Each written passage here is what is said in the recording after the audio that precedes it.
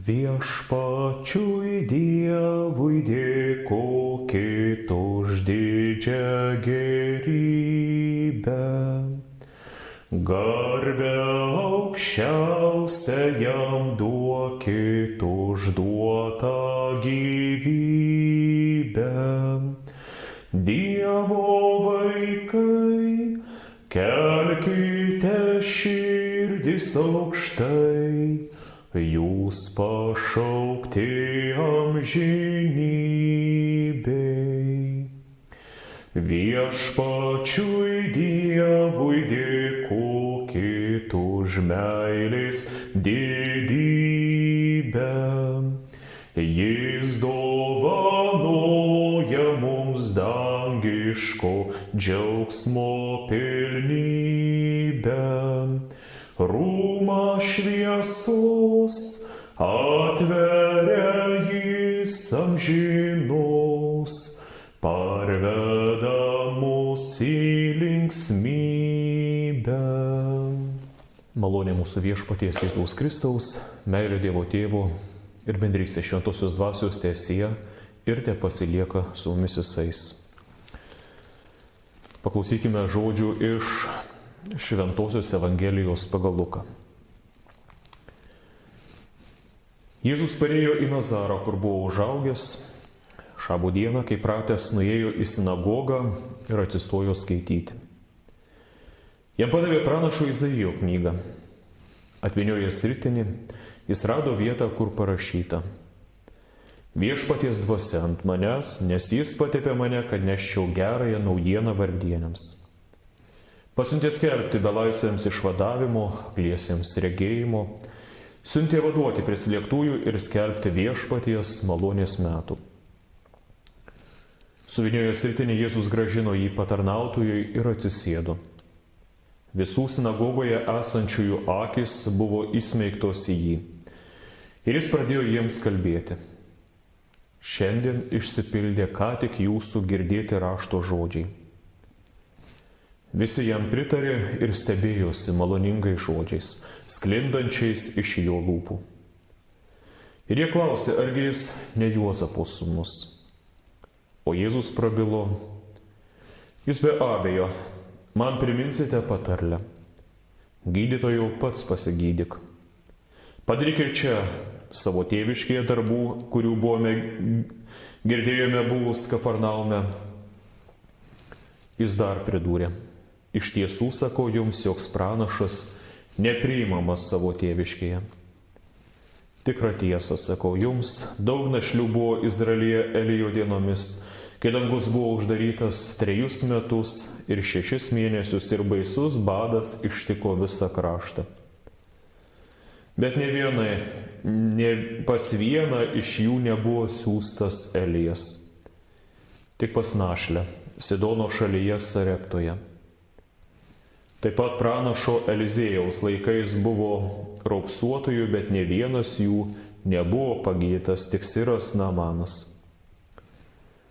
Tai išgirdę visi, kurie buvo sinagogoje, labai užsirūstino. Jie pakėlė išvarė iš miesto iki pakriūtės to kalno, ant kurio buvo pastatytas jų miestas. Ir norėjo nustumti jį žemyn, bet Jėzus praėjo tarp jų ir pasišalino. Amen. Melskimės. Viešpatie Dieve ir mūsų dangiškasis Tėve, būk gailestingas mums, silpniems ir nuodėmingiems žmonėms. Bei sustiprink, gydyk ir saugok mus.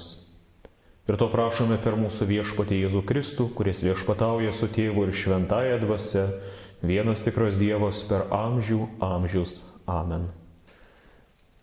Kaip šiandien evangelistas mums Lukas aiškiai paliudijo Evangelijoje, Jėzus nuo pat vaikystės buvo pratinamas lankyti sinagogą.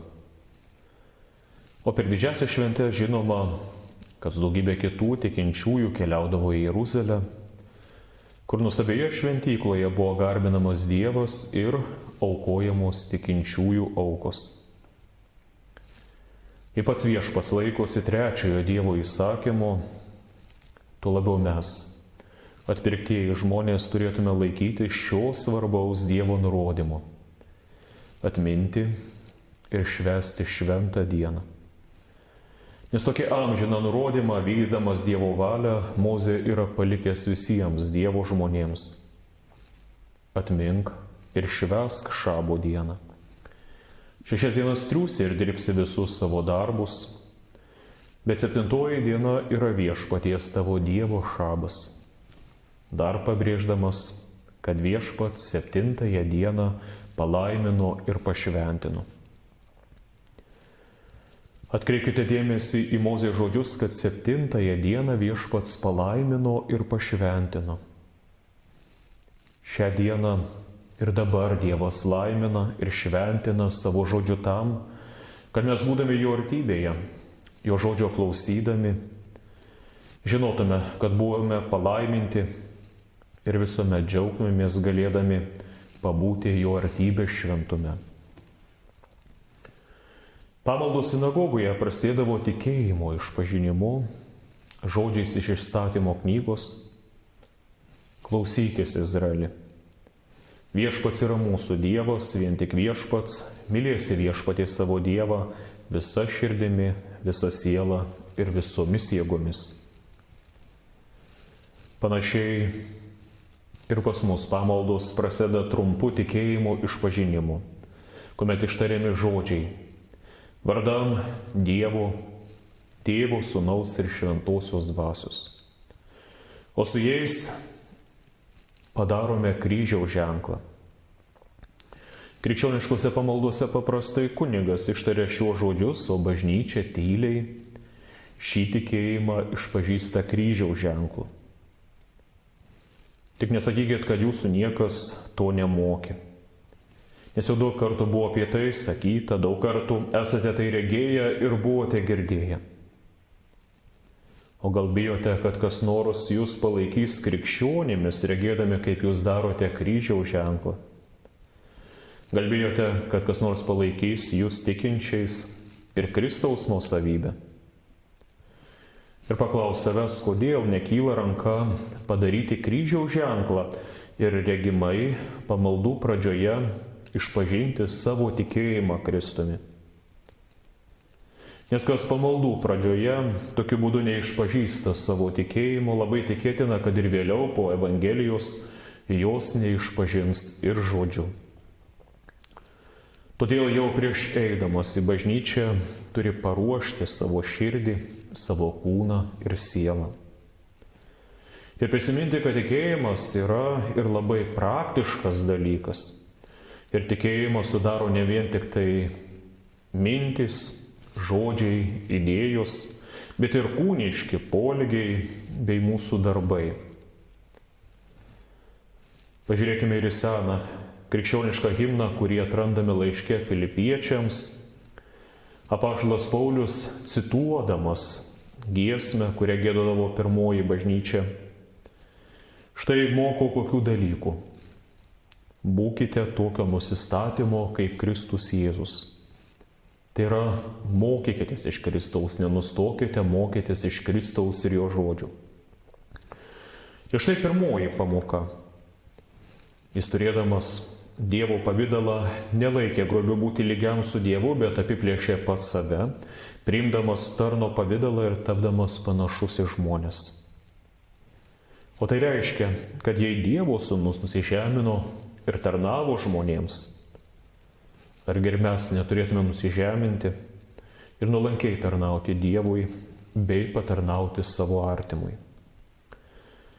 Toliau sakoma, jis ir išorę tapo kaip visi žmonės, jis nusižemino, tapdamas klusnus iki mirties, iki kryžiaus mirties. Tai argi ir mes neturėtume siekti išlikti klusnus Dievui iki mirties.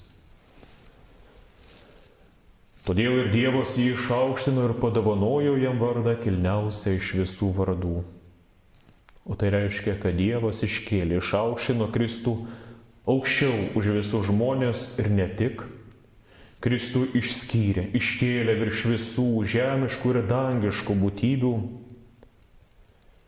Todėl tai prisimindami, sekantis Kristaus pavyzdžių, turi prisiminti, kad ir jie bus išaukštinti ir pagerbti Dievo artybėje. O dabar paklausykite, kaip pirmieji krikščionys, girdėdami Evangeliją, rodydavo praktiškai pagarbą Kristui. Paulius primena, kad ši žinia skelbiama tam, kad Jėzaus vardui priklauptų kiekvienas kelis danguje, žemėje ir po žemę.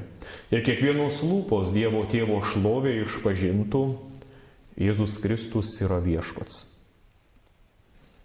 Pirmiausiai tikėjimas išpažįstamas kūniškais gestais, tokiais kaip galvos palenkimas ar kelių palenkimas, atsiklaupimas ar kryžiaus ženklas, o paskui, kad būtų išpažintas ir paliudytas mūsų tikėjimas ir žodžiais. Sinagogoje buvo skaitomas šventasis raštas. Po trumpo tikėjimo išpažinimo sinagogoje Dievas būdavo pagerbiamas psalmėmis, giesmėmis ir maldomis. Kadangi žydai kaip šventąjį raštą pripažįsta tik tą dalį, kurią mes vadiname Senuoju testamentu, sinagogoje būdavo pirmiausia paskaitoma ištrauka iš įstatymo arba Mozės knygų, tai yra pirmųjų 5 Biblijos knygų, tuomet būdavo skaitomi raštai arba pranašai. Po skaitinių sekdavo girdėto teksto išaiškinimai. Pamaldos sinagogoje užsibaigdavo palaiminimu Dievo žmonėms. Ir dabar krikščioniškų pamaldų metu pirmiausiai ir pas mus skaitomas Senojo testamento skaitinys, vėliau ištrauka iš laiško, o galiausiai Evangelija, po kurio seka tikėjimo išpažinimas ir įvairių šventojo rašto išaiškinimai. Lukas nesako, kad Jėzus į sinagogą atėjo šlovinimo giesmėmis pagarbinti Dievą. Lukas liudijo, kad Jėzus atėjo paliudyti ir skelbti Dievo žodį. Nors Dievo šlovinimas giesmėmis ar psalmėmis taip pat yra svarbi pamaldų dalis, bet to neturėtume iškelti aukščiau Dievo žodžio ar padaryti svarbesnę pamaldų dalim. Liuteroniškos pamaldos turi 2 svarbias dalis, tai yra, kai skelbiamas ir aiškinamas Dievo žodis, pirmoji be galo svarbi dalis, ir antroji dalis šventa, ir kai yra priimamas sakramentas, šventinamas ir priimamas sakramentas, tai yra lygiavertės, lygiai svarbios dalis. Pati svarbiausia, švenčiausia pamaldų dalis yra ta, kai skelbiamas, išpažįstamas, aiškinamas Dievo žodis. O psalmės ir giesmės bei maldos tai yra mūsų atsakos į Dievo žodį ir mūsų asmeniškas tikėjimo išpažinimas. Lygiai taip pat ir sakramento šventinimas, priimimas ir vėliau giesmės yra atsakas į girdėtą Kristaus žodį. Lukas sako, kad Jėzus, kai buvo pratęs, pradėjo skaityti šventąjį raštą. Atkreipkite dėmesį ir į tai, jei viešpats skaito šventąjį raštą ir rodo didžiausią pagarbą Dievo žodžiui, tai jo labiau mes turėtume pagarbiai Dievo žodžio klausytis, jį skaityti, pasistengti, suprasti, suvokti šį dievišką mokymą. Dėl tos priežasties ir bažnyčios mokytojas bei uolus Dievo žodžio tiesos gynėjas daktaras Martynas Liuteris katekizme kūdikiams visus graudindamas rašo, taip stengdamasis suminkštinti mūsų širdis. Mes turime Dievo bijotis ir jį mylėti, kad nepaniekintume pamokslo ir jo žodžio, bet jį laikytume šventu, noriai klausytume ir mokytumės.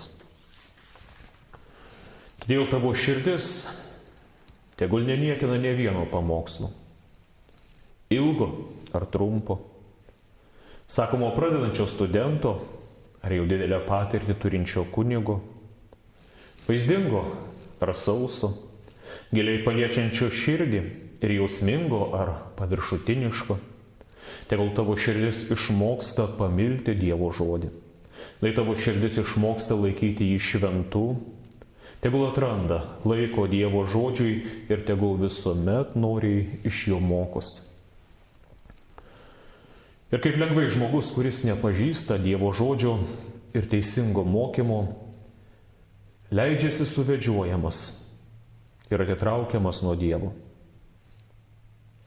Velnias be kryžiaus dar labai nekenčia ir Dievo žodžio, visaip jį niekina, todėl Dievo žodžio ir Evangelijos klausantis žmogus laikosi tvirtai įsikibęs kryžiaus Kristaus.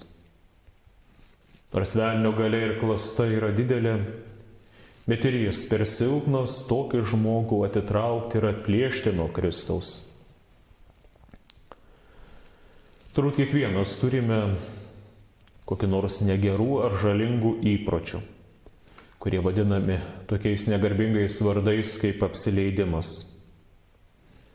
Bet jūs, mėly krikščionys, jūs, mėly Dievo vaikai ir šventieji Kristuje, padarykite savo šventų įpročių bažnyčios lankymą ir Dievo žodžio klausimą ir skaitimą.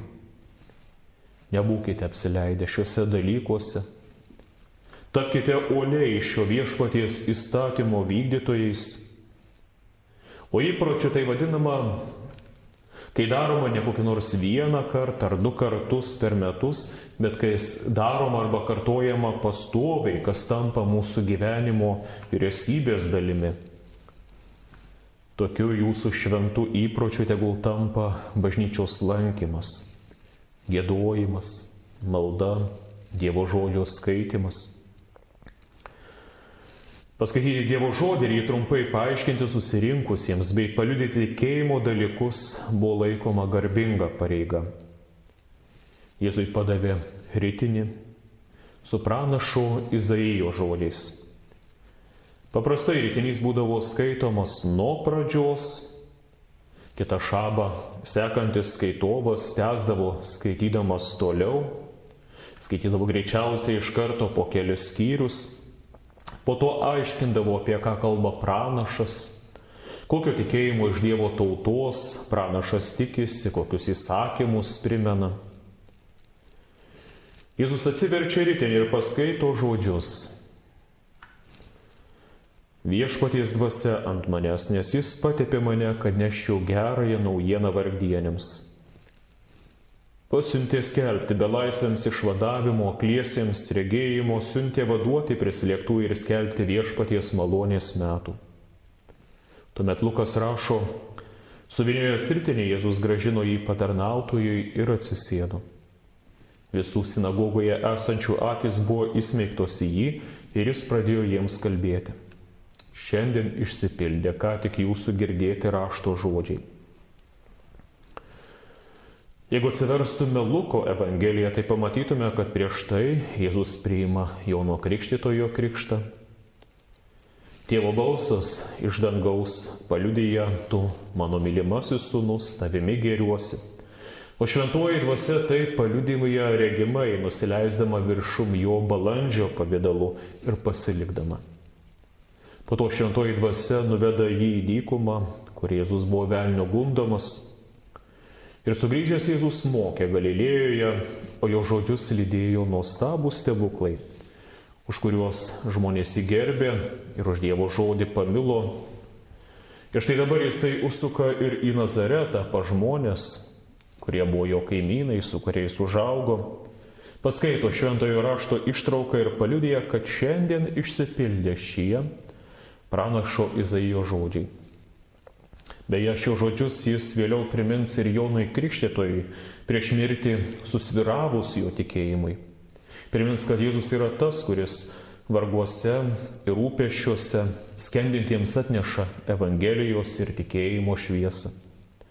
Jis yra tas, kuris dovanodamas amžinąjį gyvenimą išvaduoja belaisvius, sugrąžina akių šviesą, klausą, džiaugsmą ir visą, ką šis pasaulis brangiausio yra atėmęs iš jų ar iš mūsų.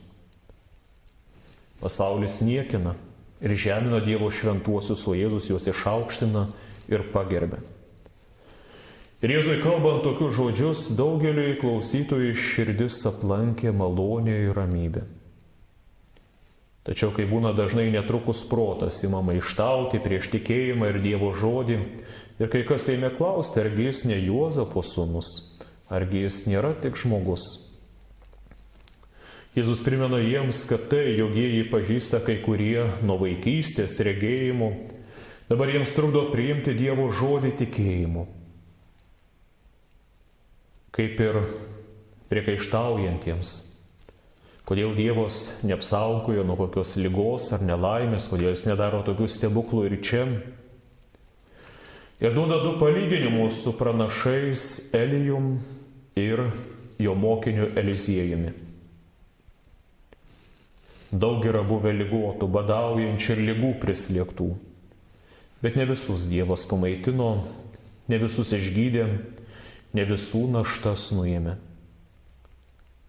Tačiau kodėl šios pavyzdžius girdėdami daugelis taip užsirūstino ant Jėzaus? Paminėta našlė iš Sidono, kuri priėmė pranašą ir kuriai padėjo pranašas Elijas, greičiausiai nebuvo kilusi iš hebrajų. Jo labiau raupsuotasis Sirijos karo vadas, kuriam pranašas Eliziejus paliepė nusimaudyti Jordano vandenyse, kad jisai taptų švarus. Nazareto gyventojai supyksta, nes Jėzus primena jiems, kad užkietindami širdis jie nepriima Dievo pranašų, jų žodžio ir mokymo. Daugelis nepriima ir Jono Krikštytojo, daugelis nepriims ir Jėzaus. O štai kai kada svetimšaliai ir pagonis priėmė Dievo žodį ir Kristų, nuplaunami nuo nuodėmių raupsų. Ir jie bus maitinami Dievo žodžio mokymu ir sakramentu. Tai girdėdami, jausdami, suprasdami, jie išvaro Jėzų iš miesto. Kai kurie netgi nori jį nužudyti, nustumiant nuo skardžio. Tačiau jie nieko negali jam padaryti, nes dar nebuvo atėjusi jo valanda. Ir vėliau Jėzui mokant, vieni jį pamilo, vis labiau prisirišo prie Jėzaus, o kitų priešiškumas diena po dienos ir metai po metų vis augo, kol galiausiai jis bus nukryžiuotas ant Golgotos kalno kartu su didžiausiais plėšikais ir nusidėjėliais. Taigi ir dabar tie, kurie Dievo žodžio klauso, vis labiau prisiriša prie jo, o kurie ima jo nekęsti ar niekinti, vis labiau atsitolina nuo jo. O kas atsitolina, nutolsta nuo Jėzaus, tolsta ir nuo išganimo. Todėl saugokimės, kad niekada per daug neatsitolintume nuo Jėzaus. Amen. Liaupsi garbė Dievui vienam, visų gėrybių Dievui. Jam stebuklus vis darančiam, mūsų maloningam tėvui. Jį širdį sielvarte gaivins, žodžiu savuoju ją ramins. Tam Dievui garbę duokit. Kol tik keliausiu šią žemę, tol garbinsiu aš Dievą. Ir skambančios giesmės balsu aš girsiu mielą tėvą. Ir tu širdie giedok linksmai, dėkoki maldoje karštai, tam Dievui garbę duoki.